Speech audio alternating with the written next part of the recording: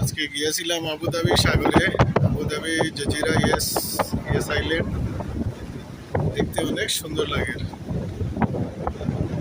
সাগরের ঢেউ, হাওয়া, উতাল পাতাল, খুবই একটা ভালো লাগার জায়গাটা। দেখতে পারছেন আপনারা, খুবই সুন্দর একটা জায়গা।